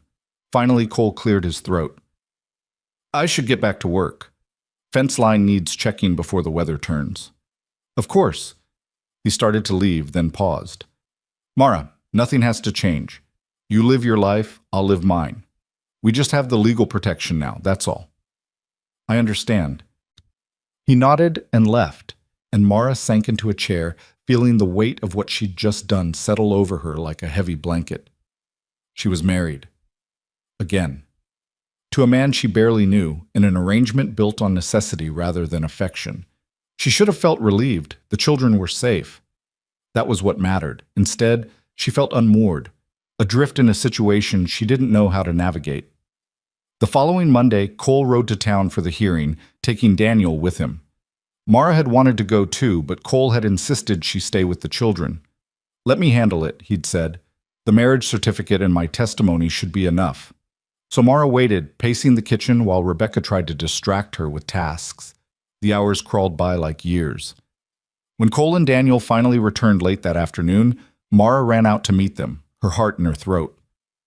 Well? She demanded before Cole had even dismounted. Cole's face broke into the first real smile she'd seen from him. It's done. Judge dismissed the petition, said a married couple on a working ranch was an appropriate environment for children. The county has no case. The relief hit Mara so hard her knees buckled. Daniel caught her arm, steadying her. They can't take us? She whispered. They can't take you, Cole confirmed. It's over, Mara. You're safe. She started to cry then, great gulping sobs of relief and release. All the fear she'd been holding back, all the terror of losing her children, came pouring out in tears she couldn't control. Cole dismounted and stood awkwardly nearby, clearly unsure what to do. Finally, he rested a hand briefly on her shoulder, a gesture of comfort that lasted only a moment before he stepped back. Come on, he said gently. Let's go tell the others. The children's joy was unrestrained. They whooped and hollered and danced around the kitchen, their relief matching Mara's own. Even Rebecca, usually so controlled, cried with happiness. That night, they celebrated with a special supper. Cole brought out a bottle of apple cider he'd been saving, and they toasted to new beginnings. The children begged him to stay and eat with them at the main table instead of taking his meal to the bunkhouse, and after a moment's hesitation, he agreed. Mara watched him interact with the children over the meal, saw how patient he was with their questions, how he listened when they talked about their day. Joseph showed him a bird's nest he'd found, and Cole examined it with the same serious attention he gave to ranch business. Sam demonstrated a whistle he'd learned, and Cole praised him genuinely. Even Lily, still shy around him, giggled when he made funny faces at her. He would make a good father, Mara thought, then immediately pushed the thought away. This wasn't that kind of marriage. He was helping, not becoming their father. She needed to remember that. But as the evening wore on and the children slowly headed to bed, Mara found herself reluctant to see him leave for the bunkhouse. The house felt warmer with him in it, more complete somehow. Thank you, she said as he prepared to go, for everything you did today, for protecting them. They're good kids, Cole said. They deserve protection. Still, you could have walked away at any point. Nobody would have blamed you. I would have blamed me. He pulled on his coat, his movements deliberate. Get some rest, Mara. You look exhausted. After he left, Mara did feel exhausted, but it was the good kind, the kind that came from relief rather than fear. Her children were safe. Legally, permanently safe. That was worth everything. The days that followed fell into a new rhythm. Cole still kept his distance, still slept in the bunkhouse, still took most of his meals alone. But there were small changes. He started coming to breakfast occasionally, helping Daniel teach the younger boys about ranch work, offering advice when Rebecca asked about preserving the last of the garden vegetables. And Mara found herself watching for those moments, looking forward to his presence at the table, missing him when he wasn't there. One evening, about 2 weeks after the wedding, she found him repairing the chicken coop while Joseph held the nails and peppered him with questions. "Why do you live in the bunkhouse instead of the big house?" Joseph asked with the bluntness of 8-year-olds everywhere. Cole hammered in a nail before answering. "Because your mama and all you kids need the space more than I do." "But you're married to Mama now. Married people usually live together." "We do live together, just in different buildings." "That's weird." "Joseph," Mara called from the porch, having heard the exchange. "Don't pester Mr. Barrett." "I'm not pestering, I'm just asking." Cole caught Mara's eye and something passed between them. Amusement, understanding, a shared moment of connection over her irrepressible son. "It's fine," Cole said. "He's just curious." But that night, lying in bed, Mara wondered about Joseph's question. It was weird, wasn't it? They were married but living like strangers who happened to share property. How long could they maintain that fiction before the children started questioning it more seriously? And more troubling, did she want to maintain it? The thought came unbidden and unwelcome. She pushed it away, but it returned like a persistent fly. Because the truth was, she was starting to notice things about Cole that had nothing to do with gratitude or practicality. The way his eyes crinkled at the corners when one of the children made him laugh. The careful gentleness in his hands when he helped Lily climb the fence to see the new calf. The way he listened when people talked, really listened, like what they said mattered. She was starting to like him. Not as a benefactor or employer, but as a man, and that was dangerous. October brought the first snow, light flurries that dusted the prairie white and made the children shriek with delight. Cole showed them how to track rabbit prints in the fresh powder, and they spent an afternoon following trails through the brush. Mara watched from the kitchen window, her hands busy kneading bread but her attention on the scene outside. Cole was good with them, patient in ways she hadn't expected, playful in ways that surprised her. He had taken on 10 children and never once complained about the noise or chaos or endless needs. That evening, he stayed for supper again. It was happening more often now, this sharing of meals, and Mara had stopped questioning it. The children were happier when he was there, and if she was honest, so was she. "Mama," Sam said suddenly, "when's the baby coming?" Mara nearly dropped the serving spoon. "What baby?" "The baby you and Mr. Cole are going to have. Married people have babies. That's what Mary said." The silence around the table was deafening. Mara felt her face burn while Cole suddenly became very interested in his plate. "Mary said her aunt got married and had a baby 9 months later," Sam continued, oblivious to the tension. "So I was just wondering when ours would come." "Sam," Rebecca hissed, "that's not...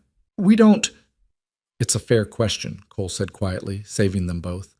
"But your mama and I aren't planning on having any babies. We got married to keep you all together and safe. That's a different kind of marriage." "Oh." Sam processed this. "So no baby?" "No baby." "Okay." And just like that, Sam went back to eating, the matter settled in his mind. But Mara couldn't shake it off so easily. Because Sam's innocent question had highlighted what she'd been trying not to think about. This marriage was a half measure, a legal fiction that protected them but left them all in a strange limbo. After the children were in bed, Mara stepped out onto the porch and found Cole there, staring at the stars. "I'm sorry about Sam," she said. "He didn't mean to be inappropriate." "He's 8. He was just curious." Cole glanced at her. "But it's a fair point. The kids are going to have questions as they get older about why we live separately, why this isn't a normal marriage." "I know." Mara wrapped her arms around herself against the cold. "I don't know what to tell them." "We tell them the truth? That people make their own rules about what marriage means. That we respect each other and work together, and that's enough." "Is it?" The question escaped before Mara could stop it. "Is it enough?" Cole turned to look at her fully, and in the moonlight his face was all planes and shadows. "That depends on what you want it to be." The moment stretched between them, heavy with possibility. Mara's heart beat faster, and she realized with sudden clarity that she was standing at another threshold, another choice. She could keep things as they were, safe, distant, emotionally uncomplicated. Or she could acknowledge what was growing between them, this tentative connection that felt like it might become something more if she let it. "I don't know what I want," she admitted finally. "I'm still figuring it out." "Take your time," Cole said. "We've got nothing but time." He went to the bunkhouse, and Mara stood alone on the porch, breathing the cold air and trying to sort through the tangle in her chest. The truth was, she was starting to want more. Want the kind of marriage where Cole didn't have to leave every night, where they shared more than just meals and responsibilities. Want to know what it would feel like to be held by those strong arms? To be truly safe, not just legally, but emotionally. But wanting and having were different things. And she didn't know if Cole wanted the same, or if he was content with the arrangement as it stood. November came with bitter cold and the first real snowstorm. They woke one morning to find the world transformed, buried under 2 feet of white. Cole appeared at the house before dawn, snow dusting his shoulders. "Storm's bad," he said. "I'm moving into the spare room downstairs. Bunkhouse stove can't keep up with this cold, and if something happens to the livestock, I need to be close." It was practical, sensible, but Mara's pulse jumped at the thought of him actually living in the house, sharing their space. "Of course," she managed. "That makes sense." So Cole moved his few belongings into the small room off the kitchen, and suddenly their careful distance was harder to maintain. They passed each other in the hallway, stood side by side at the sink doing dishes, sat across the fire in the evenings while the children played. And slowly, almost imperceptibly, the walls between them began to crack. It started with small things. Cole fixing the latch on Rebecca's door without being asked, Mara mending his shirts and finding herself taking extra care with the stitching, him teaching Daniel to play chess in the evenings, her leaving coffee ready for him when he came in from the early morning feeding. They were building something, Mara realized.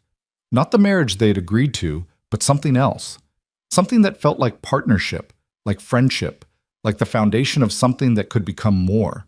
And for the first time since Samuel died, Mara felt herself hoping. Not the desperate hope of survival, but the fragile hope of happiness. She didn't know if Cole felt it too. Didn't know if this warmth between them was mutual or just her own heart betraying her with impossible wants. But as winter settled over the ranch and they all drew closer together against the cold, Mara began to believe that maybe, just maybe, they were building something worth keeping, something that looked like home. The turning point came on a night in late December when the temperature dropped so low that ice formed on the inside of the windows. Mara woke to Thomas crying, a desperate, frightened sound that had her out of bed instantly. The baby's skin was burning with fever, his small body shaking with chills despite the blankets wrapped around him. "Rebecca," Mara called, trying to keep the panic from her voice. "Rebecca, wake up! I need you to heat water. Thomas is sick!" She heard footsteps thundering down the stairs, too heavy to be Rebecca. Cole appeared in the doorway, hair disheveled, shirt unbuttoned, concern etched on his face. "What's wrong?" "Fever. Bad one." Mara's hands shook as she tried to soothe the crying infant. "I need to get it down. I'll get the water going." Cole was already moving. "What else do you need?" "Cool cloths and the willow bark tea from the pantry, top shelf." Cole didn't question, didn't hesitate. Within minutes, he had water heating and was helping Mara strip Thomas down to cool his burning skin. Rebecca appeared with the willow bark, and together they worked to get small sips of the bitter tea into the baby's mouth. The hours that followed were a blur of fear and desperate action. Mara had lost Samuel to fever, and the terror of losing Thomas the same way threatened to paralyze her. But Cole's steady presence kept her grounded. He took turns holding the baby when her arms grew tired, changed cloths when they warmed too quickly, spoke in low, calm tones that kept the panic at bay. "He's going to be all right," Cole said as dawn broke gray and cold through the windows. "His fever's coming down. Feel his forehead." Mara pressed her palm to Thomas's skin and nearly wept with relief. Still warm, but not the terrifying burn from hours before. The baby had stopped crying and was sleeping fitfully against her chest. "Thank you," she whispered, her voice raw from exhaustion and emotion. "I couldn't have done this alone." "You're not alone," Cole said quietly. "Not anymore." Something in his tone made Mara look up. He was watching her with an expression she'd never seen before. Tender, intense, unguarded, like he'd forgotten to maintain his careful distance and she was seeing the man beneath the protective walls. "Cole," she started, not knowing what she wanted to say, but feeling the need to acknowledge this moment, this shift. The bedroom door creaked and Joseph's sleepy voice broke the spell. "Is Thomas okay?" "He's better," Mara said, pulling her attention back to her children. "Much better." The rest of the day passed in exhausted relief. Thomas continued to improve, his fever breaking completely by evening. But something had changed between Mara and Cole during those desperate hours. The careful politeness was gone, replaced by something more intimate, more real. That evening, after the children were in bed and Thomas was sleeping peacefully in his cradle, Mara found Cole in the kitchen making coffee. Couldn't sleep? She asked. Thought you might need some. He poured 2 cups, added sugar to hers without asking. He'd noticed how she took it, she realized. Still worried about the baby? A little, but mostly just grateful. She wrapped her hands around the warm cup. You were wonderful with him. With all of us. Cole shrugged, uncomfortable with the praise. Just did what needed doing. No. Mara set down her cup and looked at him directly. You did more than that. You've been doing more than that since the day we met, and I need you to know that I see it. I see you. The words hung between them, weighted with meaning beyond their surface. Cole's gray eyes met hers, and Mara saw the question there, the uncertainty. Mara, I need to tell you something. He set his own cup down with careful precision. This marriage, this arrangement, it's not what I expected. Her heart plummeted. Here it came. He regretted it. He was going to tell her this was too much, that he couldn't do this anymore. I understand, she said quickly, already preparing herself for the blow. If you want to end this arrangement, I'll figure something out. Maybe the children and I could… No! Cole's hand shot out, catching hers before she could pull away. That's not what I'm saying. I'm saying it's not what I expected, because I didn't expect to care this much. Mara froze, her heart hammering against her ribs. I told myself this was practical, Cole continued, his thumb absently stroking the back of her hand. Help for help, that's all. But somewhere along the way, it stopped being about the arrangement. It became about you, about the kids, about coming home and actually having a home to come to. Cole, let me finish. He took a breath. I know this isn't what you signed up for. I know you married me to protect your children, not because you wanted a real husband, and I'll respect that. If you want things to stay the way they are, I'll never push for more. But I need you to know that I'm not staying in the bunkhouse because I don't want to be in the house with you. I'm staying there because I'm trying to respect your boundaries, your grief, your need for space. Mara felt tears slide down her cheeks. And if I said I didn't need that space anymore? If I said I wanted something different?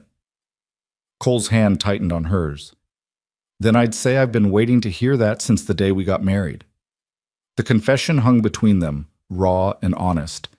Mara thought about the past months, the gradual erosion of walls, the small kindnesses, the way her heart lifted when she heard his footsteps on the porch. This wasn't the passionate, youthful love she'd had with Samuel. This was something quieter, steadier, built on respect and trust and the slow revelation of character. But it was real, and she wanted it. I can't promise you what this will become, she said slowly. I can't promise I won't be scared, or that I won't grieve Samuel sometimes, or that I'll be perfect at this. I don't need perfect, Cole said. I just need honest, real. Whatever you can give, that's enough. Then I want to try, Mara whispered. I want this to be a real marriage, not just on paper, but everything. Cole's face transformed with a smile that took years off his weathered features. Yeah? Yeah. He pulled her into his arms then, and Mara went willingly, pressing her face against his chest and breathing in the scent of him, leather and wood smoke, and something uniquely Cole. His arms wrapped around her, strong and warm and safe, and for the first time in longer than she could remember, Mara felt truly home.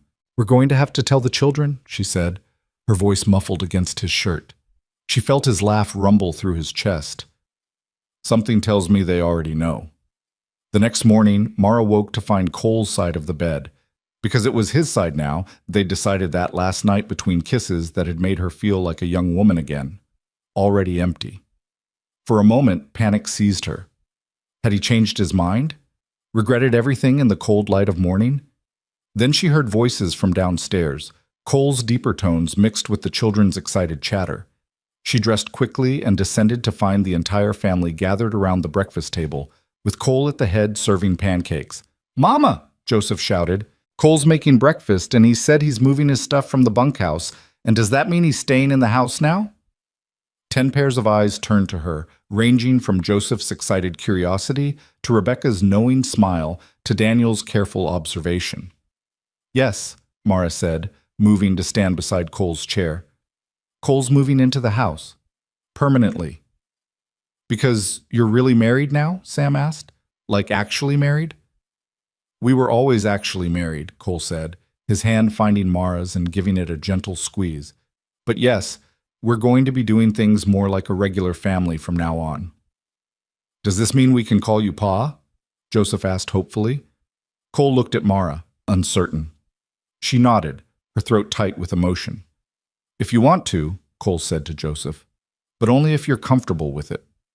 I'm comfortable, Joseph declared. Pa, Papa, Dad, which one do you like? Any of them is fine by me, Cole said, and Mara heard the emotion in his voice too. Daniel stood up from the table and crossed to where Cole sat. He extended his hand formally, like a man rather than a boy. Thank you, he said quietly, for taking care of us, for taking care of Mama. Cole shook his hand solemnly. You're good kids. Makes it easy. And thank you for not trying to replace our Pa, Daniel continued, for respecting his memory. I could never replace him, Cole said, but I can be here for you now. That enough? Daniel nodded, and Mara saw tears in her oldest son's eyes before he quickly wiped them away and returned to his seat. The rest of breakfast was chaotic and joyful, with the children peppering Cole with questions and making plans for how they'd help move his things from the bunkhouse. Mara sat at the table, Thomas on her lap, and watched her family, because that's what they were now, truly, and felt something she'd thought she'd lost forever. Peace. January brought a cold snap that kept them all close to the house. Cole used the time to teach Daniel and Joseph how to repair tack and maintain tools, while Mara and Rebecca worked on sewing projects and taught the younger girls how to knit. The evenings were spent around the fire, Cole reading aloud while children dozed against various shoulders, the house warm with more than just heat from the stove. One night, after the children were all in bed, Mara and Cole sat together on the sofa, her head resting on his shoulder. I got a letter from town today, Cole said. Thornton at the bank heard about us. About the marriage being real now. He wanted to make sure I knew what I was taking on. Mara stiffened. What did you tell him? That I know exactly what I'm taking on, and it's none of his business. Cole's arm tightened around her. But it made me think about something. Your old ranch, the one that was seized for Samuel's debts. What about it? It's been sitting empty. Nobody wants to buy it because the land's not great and the house needs work. But I was thinking, maybe we could make an offer. Buy it back. Mara sat up, staring at him. Cole, we can't afford that. Actually, we probably can. Cattle prices were good this year, and I've been saving. Won't get it for what Samuel paid, but we might get it for what he owed. And then, he paused, seeming uncertain. We could give it to Daniel when he's old enough. Start him with his own place. The generosity of it stole Mara's breath. You would do that? For Daniel? He's a good kid, works hard, deserves a future. Cole pulled her back against him. Besides, he's my son now too. That means something to me. Mara kissed him then, pouring into it all the love and gratitude and wonder she felt for this man who had appeared in her life like an answer to a prayer she hadn't known how to make. February brought the first signs of spring, early thaws and the return of birds to the cottonwoods by the creek. The children grew restless with cabin fever, and Cole took them on long walks to look for the first wildflowers, teaching them the names of plants and how to read the sky for coming weather. Mara watched from the porch one afternoon as Cole helped Lily climb a low tree branch, his patience infinite as she worked up the courage to let go of his hand. He's good with them, Rebecca said, appearing beside her mother with a basket of mending. He is. You love him. It wasn't a question, but Mara answered anyway. Yes, I do. Different than you loved Pa? Mara considered. Yes, but that doesn't make it less real. Your father and I, we grew up together, fell in love young. What I feel for Cole is, it's built on different things. Respect, trust, the knowledge that we chose each other even when we didn't have to. I'm glad, Rebecca said softly. I'm glad you're not alone anymore. In March, they made the trip to town to finalize the purchase of Samuel's old ranch. The transaction was simple. Thornton could barely hide his surprise that Cole actually had the money, and within a week the deed was transferred. We'll fix it up slow, Cole said as they stood looking at the weathered house that held so many of Mara's memories. Get it livable again. Then, when Daniel's ready, maybe in a few years, it'll be his. Daniel stood beside them, his young face serious as he took in the property. "I'll work hard," he said. "I'll make it worth what you paid." "You already have," Cole said simply. "You're a good son, Daniel. Both your fathers would be proud." The boy ducked his head, but Mara saw the smile he tried to hide. By April, the ranch was in full spring bloom. The garden was planted, the cattle were calving, and the house rang with life and laughter. Cole had long since moved all his belongings into the main house, and his presence there felt as natural as breathing. One evening, Mara stood at the window of their bedroom, she still marveled at that, watching the sunset paint the prairie in shades of gold and crimson. Cole came up behind her, wrapping his arms around her waist and resting his chin on her shoulder. "What are you thinking about?" "About how different everything is from a year ago. About how close we came to losing everything." "But you didn't lose it. You fought for your kids, made impossible choices, survived when you had every reason to give up." "We survived," Mara corrected. "I couldn't have done it without you." "Maybe we needed each other," Cole said. "Maybe that's how it was supposed to work out." Mara turned in his arms to face him. "Do you ever regret it? Taking on a widow with 10 children? All the responsibility and chaos and—" Cole silenced her with a kiss. "Not for a single second. You want to know what I regret? I regret all the years I spent alone, convinced that was enough. I regret not finding you sooner." "We found each other when we were supposed to," Mara said, "when we both needed saving." "I don't know about that," Cole said with a slight smile. "I think maybe you saved me more than I saved you." From downstairs came the sound of Joseph calling for them, something about a frog he'd found that he was certain they needed to see immediately. Cole laughed. "Duty calls." They went down together to admire the frog, to help Ruth with her arithmetic, to settle an argument between the middle boys about whose turn it was to feed the chickens. The evening passed in the beautiful chaos of family life, and when the children were finally all in bed, Mara and Cole sat on the porch in the warm spring darkness. "You know what I was thinking today?" Mara said. "What's that?" "I was thinking about the day we met, how I was standing in that town with nowhere to go, convinced my life was over, and you rode in like something out of a story." "I'm no hero," Cole protested. "You are, to me. To all of us." Mara took his hand. "You gave me back my life, Cole. You gave my children a future. You gave us all a home." "We gave each other a home," Cole corrected. "That's how it works when you love someone." The words still felt new, though they'd said them before. Mara leaned her head on his shoulder, breathing in the night air that smelled of sage and possibility. "I love you," she said. "In case I don't say it enough." "You say it every day in 100 ways," Cole replied, "but I never get tired of hearing the words." They sat in comfortable silence, watching the stars emerge one by one in the darkening sky.